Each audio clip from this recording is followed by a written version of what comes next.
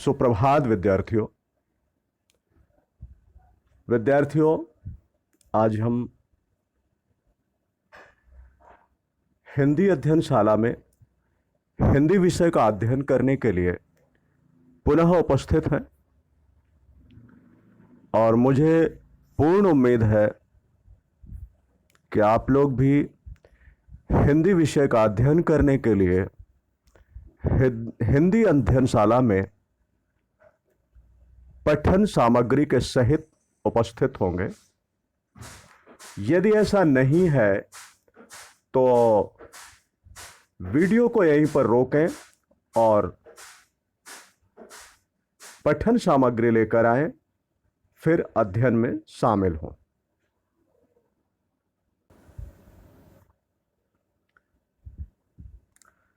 आज हम हिंदी व्याकरण पाठ 2 संधि नामक पाठ के अंतर्गत यण संधि शीर्षक में दी गई विषय वस्तु का अध्ययन करेंगे। अध्ययन से पूर्व हम पिछली पाठ योजना में दिए गए प्रश्नों के उत्तरों का मिलान करेंगे एवं पिछली पाठ योजना में जो कुछ हम लोगों ने पढ़ा था उसका भी पुनरावृत्ति अध्ययन करेंगे। आइए पिछली पाठ योजना में दिए गए प्रश्नों के उत्तरों का मिलान करते हैं। विद्यार्थियों, आइए पिछली पाठ योजना में दिए गए प्रश्नों के उत्तरों का मिलान करते हैं। तो पिछली पाठ योजना में जो हमें प्रश्न दिए गए थे उनमें से पहला प्रश्न है, निम्नलिखित शब्दों की संधि करो। यहां पर ये का से घातक शब्द दिए हुए हैं और इनमें हमें संधि करके लिखना है। तो देखें, महा, धन, आशय, इनकी संधि होने पर नया शब्द बना महाशय। अति, धन, इत, इन दोनों शब्दों की संधि करने पर नया शब्द बना अतीत। नदी, धन, ईश, नदी, धन, ईश शब्दों की संधि करने पर नया शब्द बना नदीश। भू, धन, ऊर्जा, इन शब्दों की संधि करने पर नया शब्द बना भूर्जा। दूसरा प्रश्न है, निम्नलिखित शब्दों की संधि विच्छेद करो। का से घातक यहां पर शब्द दिए गए हैं, इन शब्दों में संधि युक्त शब्द दिए हैं, इन शब्दों की संधि विच्छेद करना है। तो पहला है महतीक्षा। तो महतीक्षा का संधि विच्छेद होगा महती, धन, इच्छा। दूसरा शब्द है नारीश्वर।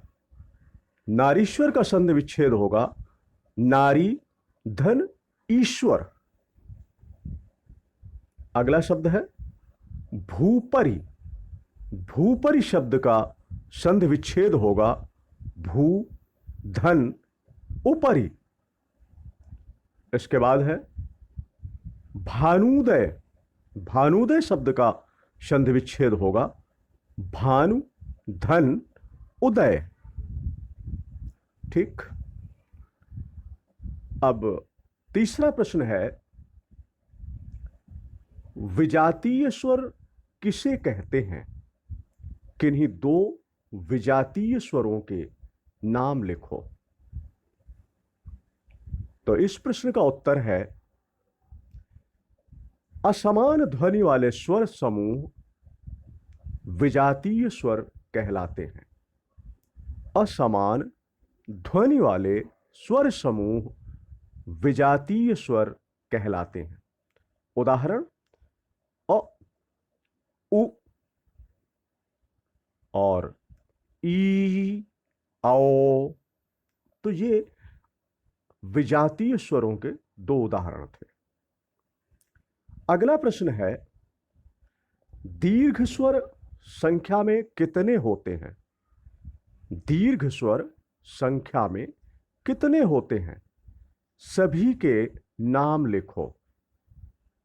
इसका उत्तर है, दीर्घ स्वर संख्या में 7 होते हैं, या दीर्घ स्वरों की संख्या 7 होती है और उनके नाम है आ, ई, ऊ, ए, आए, ओ, आओ आदि। इस प्रकार ये 7 स्वर दीर्घ स्वरों की संख्या में आते हैं। अगला प्रश्न था, गुण संधि किसे कहते हैं? उदाहरण सहित लिखो। तो गुण संधि, जब स्वर अ या आ के बाद स्वर इ या ई रहे तो दोनों मिलकर ए, उ या ऊ रहे तो दोनों मिलकर ओ, तथा रि रहे तो दोनों मिलकर अर हो जाता है। इसे गुण संधि कहते हैं। गुण संधि का उदाहरण है गण, धन, ईश, गणेश। गण, धन, ईश, गणेश। ठीक है। इसके बाद अगला प्रश्न था, हिंदी व्याकरण की पुस्तक से पाठांक पृष्ठ संख्या 12 में वृद्धि संधि नामक शीर्षक के अंतर्गत दी गई विषय वस्तु को पढ़ें व समझें। विद्यार्थियों, यह प्रश्न मौखिक करने के लिए था। आपको पाठांक पृष्ठ संख्या 12 में वृद्धि संधि नामक शीर्षक में जो विषय वस्तु दी गई थी उसे पढ़ना था, समझना था, कहीं लिखना नहीं था। यह केवल पढ़ने के लिए कार्य था। ठीक है। इस प्रकार पिछली पाठ योजना में दिए गए प्रश्नों के उत्तरों का मिलान संपन्न हुआ। अब हम पिछली पाठ योजना में जिस विषय वस्तु को पढ़े थे उसी का पुनरावृत्ति अध्ययन करेंगे। पाठांक पृष्ठ संख्या 12 को हमने पिछली कक्षा में, पिछली पाठ योजना में पढ़ा था। आज हम पाठांक पृष्ठ संख्या 12 को आज की पाठ योजना में पुनरावृत्ति करेंगे। पुनरावृत्ति अध्ययन में वृद्धि संधि, वृद्धि संधि के अनुसार पुनरावृत्ति, वृद्धि संधि में बताया गया है कि इस संधि भेद के अनुसार 2 प्रकार से संधि होती है। यह संधि भेद 2 नियमों के अंतर्गत संधि करता है। तो पहला नियम क्या है? यदि स्वर अ या आ के बाद ए या ए हो तो दोनों के स्थान पर ए हो जाता है। क्या है पहला नियम? यदि स्वर अ या आ है और इसके बाद ए या ए स्वर आया है तो इन दोनों के बाद ए स्वर विकार स्वरूप उत्पन्न होता है। यह वृद्धि संधि का पहला नियम था। उदाहरण, एक धन एक, एकैक। यहां पर क्या है? प्रथम शब्द का अंतिम वर्ण अ और द्वितीय शब्द का प्रथम वर्ण ए, ये दोनों मिलकर बने अय, तो गुण संधि के नियम को पूर्ण करता है। महा ऐश्वर्य, महा ऐश्वर्य, तो ये बना महेश्वर्य। आ धन अय,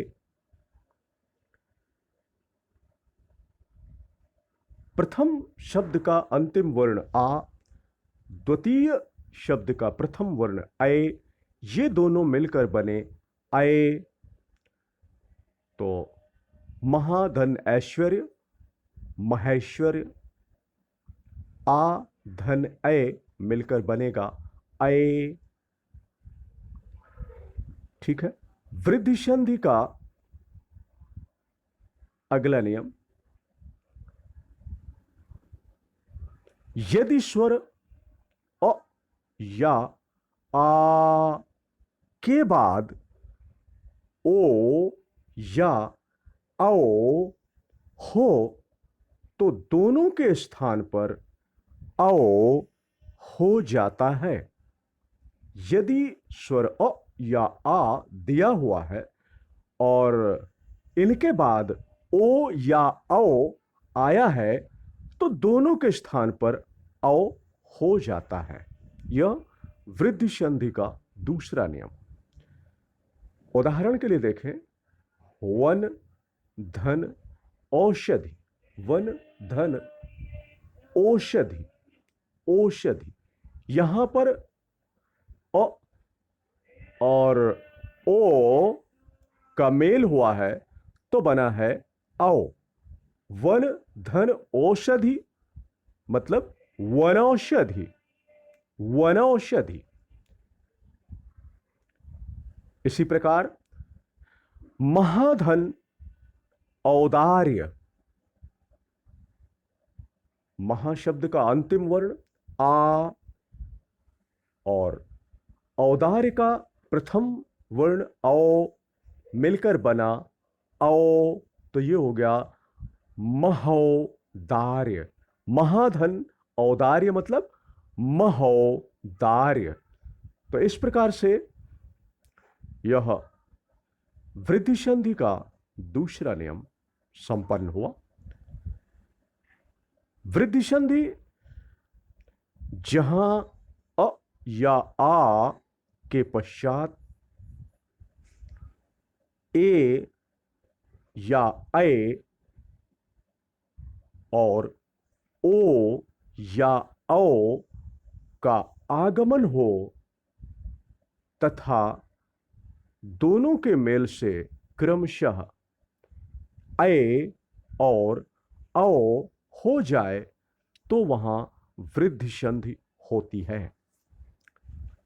विद्यार्थियों, यहां पर ध्यान दीजिए, जहां अ या आ के पश्चात लिखा हुआ है एक, तो एक नहीं है, यहां पर ए है, ए।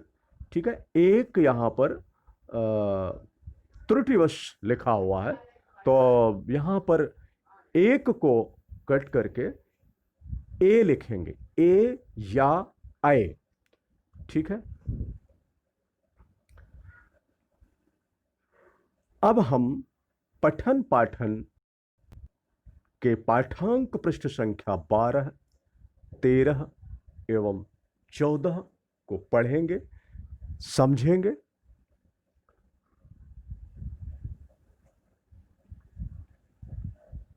पाठांक पृष्ठ संख्या 12, 13, 14 के माध्यम से हम स्वर संधि के चौथे भेद यण संधि के विषय वस्तु को पढ़ेंगे, समझेंगे।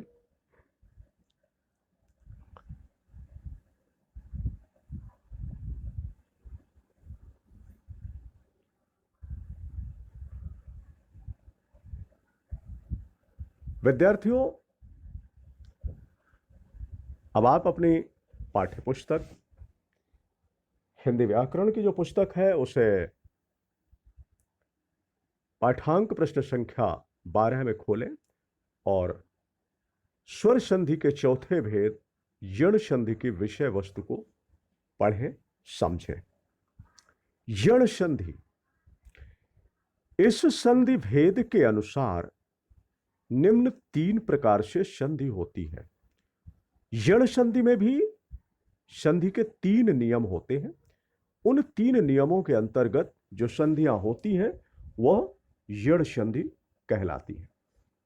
तो का नंबर दिया हुआ है, यदि स्वर इ या ई के बाद कोई भी असवर्ण अथवा विजातीय अथवा कोई भिन्न स्वर आए तो स्वर इ या ई के स्थान पर या हो जाता है। ध्यान दें, यदि स्वर इ या ई के बाद कोई भी असवर्ण स्वर अथवा विजातीय स्वर अथवा कोई भिन्न स्वर आ जाए तो वह स्वर इ या ई के स्थान पर य हो जाता है। उदाहरण के लिए देखें, इ धन अ मिलकर क्या बना, य। जैसे अति धन अधिक, तो यहां पर नया शब्द बना अत्यधिक। तो प्रथम शब्द का अंतिम वर्ण इ, द्वितीय शब्द का प्रथम वर्ण अ मिलकर बना य। अति धन अधिक, अत्यधिक। इसी प्रकार यदि धन अपि, यद्यपि, यहां पर क्या है, प्रथम शब्द का अंतिम वर्ण इ और द्वितीय शब्द का प्रथम वर्ण अ मिलकर बने या। ठीक है, अब आगे ध्यान दें, इ धन आ मिलकर बना या। जैसे इ धन अ मिलकर बना य, वैसे ही इ धन आ मिलकर बना या। इति धन आदि शब्द बना इत्यादि। इसी प्रकार अग्निधन आशय शब्द बना अग्नाशय। अगले क्रम में देखें, ई धन अ मिलकर बना य। देवी धन अर्पण, देवी धन अर्पण मिलकर बना देव्यर्पण, देव्यर्पण। यहां पर ई और आ के मेल से बना या। अगला है देवी धन अर्थ, देवी धन अर्थ मिलकर बना देव्यर्थ, देव्यर्थ। अब ई धन आ मिलकर बना या। कैसे, देवी धन आगम, देवी धन आगम क्या बना, देव्यागम, देव्यागम। इसी प्रकार सखी धन आगमन, सखी धन आगमन, तो नया शब्द बना सख्यागमन, सख्यागमन। अगला इ धन उ मिलकर बना यू, इ धन उ मिलकर बना यू। अभी धन उदय, अभी धन उदय मिलकर बना अभ्युदय, अभ्युदय। यहां पर इ और उ का मेल हुआ तो बना यू। वि धन उत्पत्ति, वि धन उत्पत्ति मिलकर बना व्युत्पत्ति, व्युत्पत्ति। ठीक है।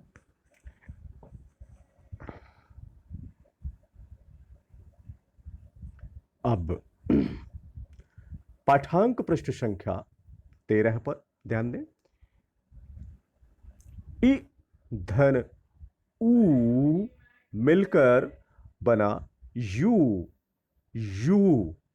इ धन ऊ मिलकर बना यू।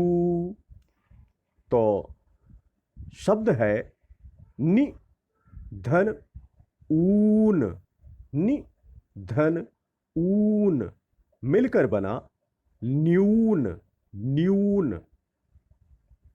प्रति धन ऊष, प्रति धन ऊष मिलकर बना प्रत्यूष, प्रत्यूष। यहां पर इ और ऊ के मेल से यू बन रहा है। अगला है ई धन उ, ई धन उ मिलकर बना यू, यू। शब्द है सखी धन उचित, सखी धन उचित, सख्युचित, सख्युचित। स्त्री धन उचित, स्त्री धन उचित। तो यहां पर शब्द बना स्त्रुचित, स्त्रुचित। अगला है ई धन ऊ मिलकर बनेगा यू। नदी धन ऊर्मी, नदी धन ऊर्मी बना नद्यूर्मी, नद्यूर्मी। नद्यूर्मी को लिखने के लिए यहां पर दो प्रकार से वर्तनी दी गई है, तो दोनों सही है और दोनों प्रकार से नद्यूर्मी को लिखा जा सकता है। अगला है ई धन ए, ये मिलकर बना है ये।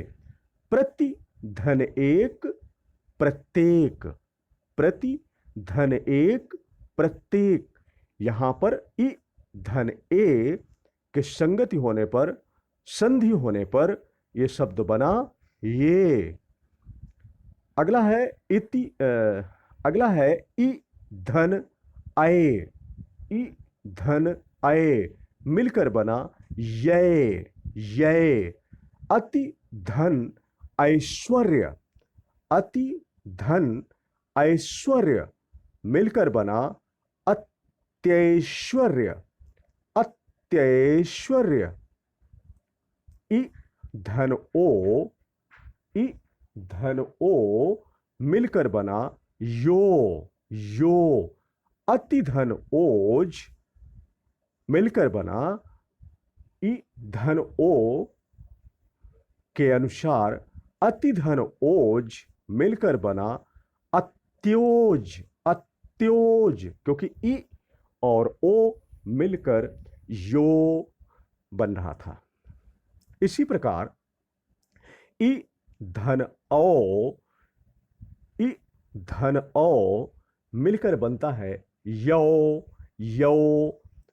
तो अति धन औचित्य, अति धन औचित्य मिलकर क्या बनता है अत्योचित्य, अत्योचित्य।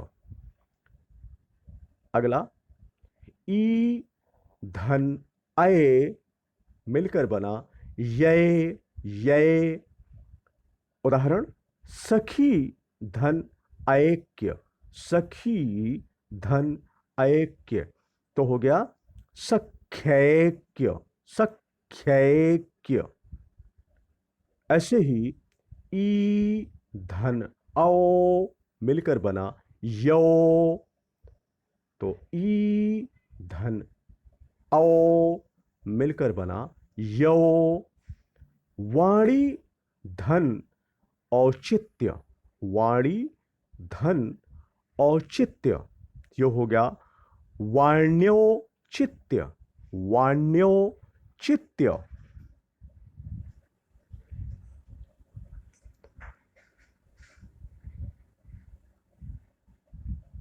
यण संधि का दूसरा नियम है, यदि स्वर उ या ऊ के बाद कोई भी असवर्ण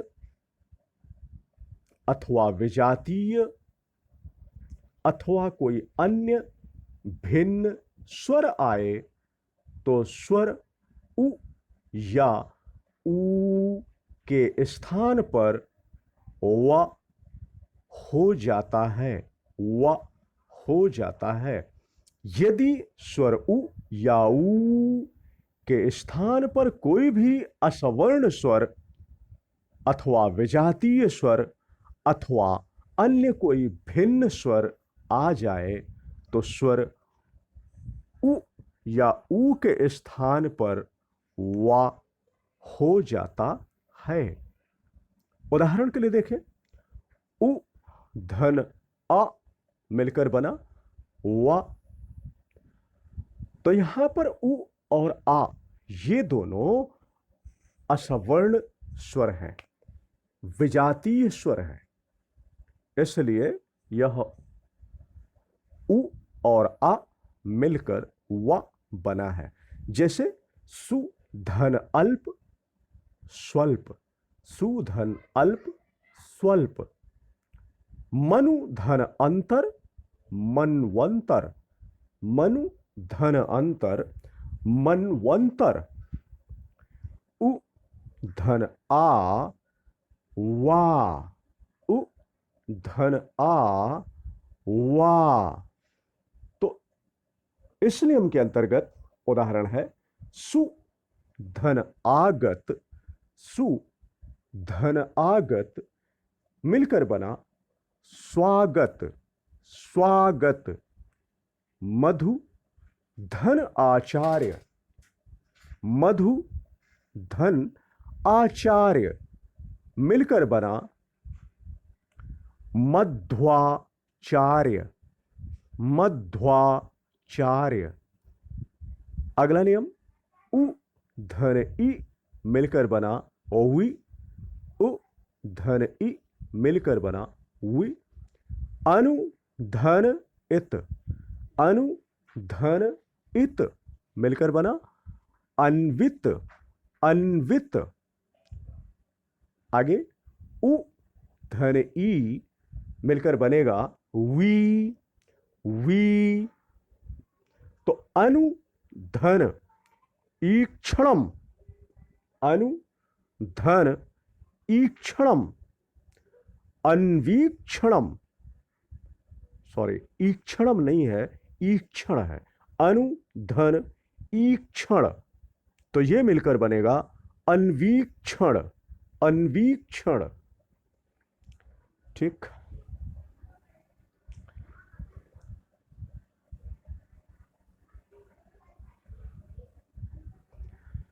अगला, उ धन ए मिलकर बना वे। उस आधार पर अनु धन एषण इनका संधि हुआ तो बना अन्वेषण, अन्वेषण। उ धन ओ, उ धन ओ मिलकर बना वो। इस आधार पर लघु धन ओष्ठ, लघु धन ओष्ठ इनका संधि होगा तो नया शब्द बनेगा लघुवोष्ठ, लघुवोष्ठ। उ धन औ, उ धन औ मिलकर बनेगा वो, वो यानी वा में औ की मात्रा। गुरु धन औदार्य, गुरु धन औदार्य, तो इससे शब्द बनेगा गुर्वादार्य, गुर्वा, गुर्वोदार्य, गुर्वोदार्य। यहां पर शब्द होगा गुरु धन औदार्य मिलकर बनेगा गुर्वोदार्य। ठीक है। ऊ धन आ मिलकर बनेगा वा। तो यहां पर है वधू धन आगमन, वधू धन आगमन मिलकर बनेगा वध्वागमन, वध्वागमन। अगला है ऊ धन ए मिलकर बनेगा वै, वै। वधू धन ऐश्वर्य, वधू धन ऐश्वर्य मिलकर बना वध्वैश्वर्य, वध्वैश्वर्य, वध्वैश्वर्य। अगला ग नंबर नियम, तीसरा नियम, यण संधि का तीसरा नियम। यदि स्वर रि के पश्चात कोई भी असवर्ण अथवा विजातीय अथवा कोई अन्य भिन्न स्वर आए तो स्वर रि रा में बदल जाता है, स्वर रि रा में बदल जाता है। ठीक है, ध्यान दें।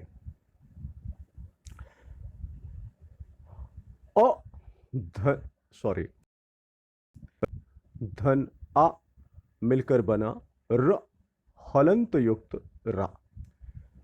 रि और अ मिलकर बना हलंत युक्त रा।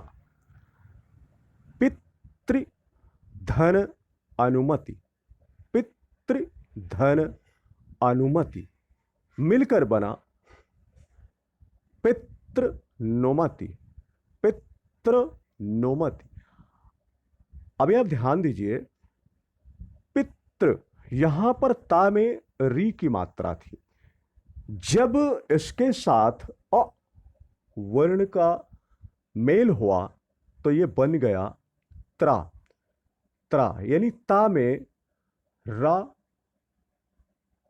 जुड़ करके संयुक्त वर्ण बन गया त्रा। तो इसलिए पितृ धन अनुमति मिलकर बना पितृ नोमति, पितृ नोमति। ठीक है। रि धन आ इनका मेल होने पर बनेगा रा, रा। तो मातृ धन आज्ञा, मातृ धन आज्ञा, तो ये बना मात्राज्ञा, मात्राज्ञा। ठीक।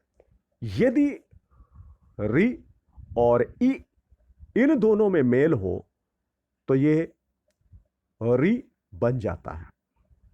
जैसे पितृ धन इच्छा, पितृ धन इच्छा, तो क्या बना पितृक्षा, पितृक्षा।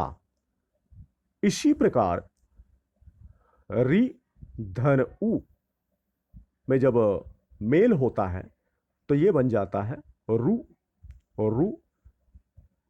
उदाहरण के लिए शब्द देखें, मातृ धन उपदेश, मातृ धन उपदेश, तो मिलकर बना मातृपदेश, मातृपदेश। ठीक।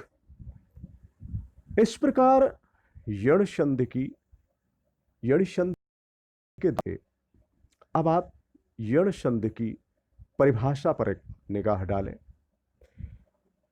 यण संधि की परिभाषा है जहां ह्रस्व अथवा दीर्घ, जहां ह्रस्व अथवा दीर्घ इ, उ, रि के अनंतर असवर्ण अर्थात विजातीय अर्थात भिन्न स्वर आया हो वहां इ का या, उ का व और रि का र हो जाता है। इसे यण संधि कहते हैं। ठीक, आज हम केवल यण संधि के विषय वस्तु को ही पढ़ेंगे और इस पठन पाठन के क्रम में हमने पाठांक पृष्ठ संख्या 12, 13 और 14 यण संधि को पढ़ा है। आप लोग एक बार, दो बार, तीन बार, ज्यादा से ज्यादा बार इस संधि को पढ़ें, समझें। अब हम लोग आगे बढ़ते हैं आज के कार्य की ओर। आज का कार्य है, यहां पर आपको कुछ प्रश्न दिए जा रहे हैं, इन प्रश्नों के उत्तर लिखना है। पहला प्रश्न है, निम्नलिखित में संधि करो। यहां ये कुछ शब्द दिए गए हैं, इन शब्दों में संधि करके लिखना है। का से घा तक प्रश्न और उत्तर इसी क्रम में लिखें। दूसरा प्रश्न है, निम्नलिखित में संधि विच्छेद करो। निम्नलिखित में संधि विच्छेद करो। अब यहां पर कुछ शब्द दिए हुए हैं, संधि युक्त शब्द दिए हैं, ये इनका हमें संधि विच्छेद करना है। ठीक है।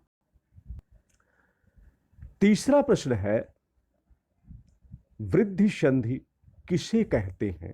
उदाहरण सहित लिखो। वृद्धि संधि किसे कहते हैं? वृद्धि संधि की परिभाषा लिखना है और उसका उदाहरण भी लिखना है।